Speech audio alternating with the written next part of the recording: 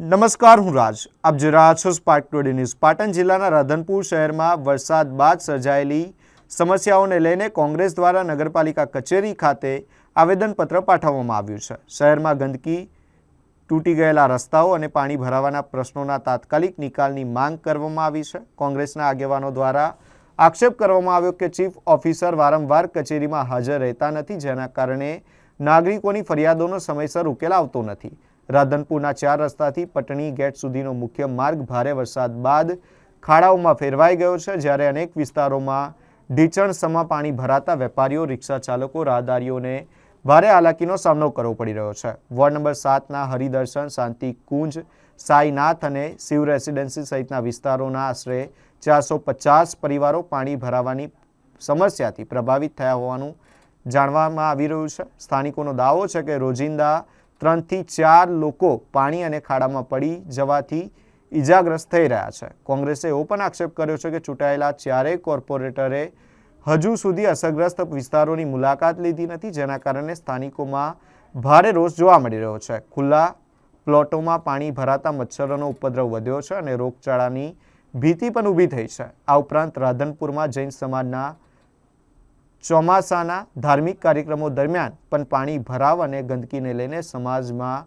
નારાજગી જોવા મળી રહી છે. બિલકુલ ધંધા કરી શકતા નથી, રિક્ષાવાળા રિક્ષાનો ફેરો કરી શકતા નથી, 4 રસ્તાથી કોઈ પણ પેસેન્જર બજારમાં પાટણી ગેટ સુધી આવી શકતું નથી. અને બીજું કે ખાસ મારે કહેવાનું કે ward number 7 Haridarshan society, Shantikunj, Sainath અને શિવ રેસિડેન્સી 400 થી 450 ઘર છે, જે રાધનપુર નગરપાલિકા વિસ્તારની અંદર આવે છે, જે ટેક્સ ભરે છે. એની અંદર એટલી કફોડી હાલત છે કે આ એટલું પાણી ટીચણ સમૂહ ભરાઈ ગયેલું છે અને ખાડા એવા છે. મારી ઓફિસ એની બાજુમાં છે, હું દિવસની અંદર 3 થી 4 વ્યક્તિને તો પડતા જોઉં છું. બરાબર, એટલે તાત્કાલિક એમને પાણીનો નિકાલ કરવા માટે અમે રજૂઆત કરવા પણ આવ્યા હતા. ચીફ ઓફિસરનું તો બિલકુલ નામ જ ખાલી એક પાટિયું છે, બાકી એમને પાટિયું હટાવી નાખો જો હાજર ના રહેવું હોય તો. બિલકુલ ચીફ ઓફિસરને કોઈ નૂટન છે, બિલકુલ કોઈ કામ કરવામાં કોઈને રસ નથી. અને 7 નંબર વોર્ડના 4 કોર્પોરેટર ચૂંટાય, એક પણ કોર્પોરેટર હજુ સુધી સાઈનાથ સોસાયટી, હરિદર્શન અને શાંતિકુંજની અંદર આંટો નથી મારે. એક સોસાયટીની સમસ્યા કાકે શહેરની સમસ્યા? 5 સોસાયટીની સમસ્યા છે. શહેરની સમસ્યા નથી. એક પર્સનલ કોઈને નથી. મેઇન હાઈવેની બિલકુલ હાઈવે ઉપર ટીચણસમાં પાણી છે અને સોસાયટીની અંદર તો ખુલ્લા પ્લોટો જે પડ્યા ને એની અંદર એટલા મચ્છર છે, કાલ ઉઠીને આટલી પબ્લિક મોદી થશે તો જશે ત્યાં.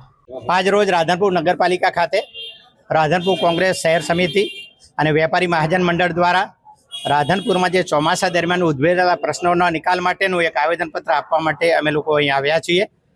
રાધનપુરમાં જ્યારથી વરસાદ થયો ત્યારથી રાધનપુરની હાલત ખૂબ કફોડી થઈ ગઈ છે.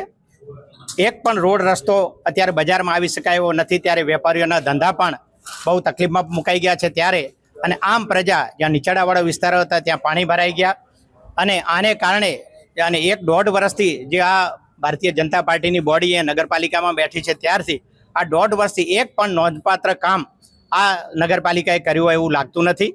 એટલે એક વિરોધ પક્ષ તરીકે કોંગ્રેસ પાર્ટીના આગેવાન તરીકે અમે શહેર કોંગ્રેસ પ્રમુખ શ્રી રફીકભાઈ અને અમારી ટીમ અને વેપારી મહામંડળ અહીંયા અમારી સાથે આવ્યા છે અને આ રજૂઆત કરવા માટે આવ્યા છીએ કે મેઇન બજાર ત્યાં વેપારીઓના ધંધા હોય છે ત્યાં પણ અત્યારે છેલ્લા 1 મહિનાથી જવાય એવી કોઈ પરિસ્થિતિ નથી.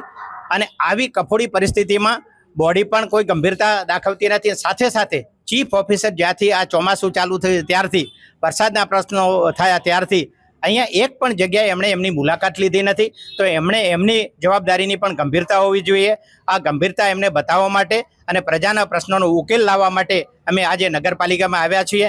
અમારી ખાસ વિનંતી છે કે તમે માત્ર ભ્રષ્ટાચાર તરફ ના જુઓ, વિકાસ કરો છો પણ ભ્રષ્ટાચાર રૂપી જ વિકાસ અમને દેખાઈ રહ્યો છે. ત્યારે પ્રજાના પ્રશ્નો માટે અમે જ્યારે ચૂંટાયેલા નથી ત્યારે અમારી ફરજ એ છે કે આમ પ્રજાને કાંઈ નુકસાન ના થવું જોઈએ. આ ગામનો વિકાસ થવો જોઈએ અને વિકાસ ના થાય તો તમારે તમારી જવાબદારી સંભાળી અને રાજીનામું આપી દેવું જોઈએ.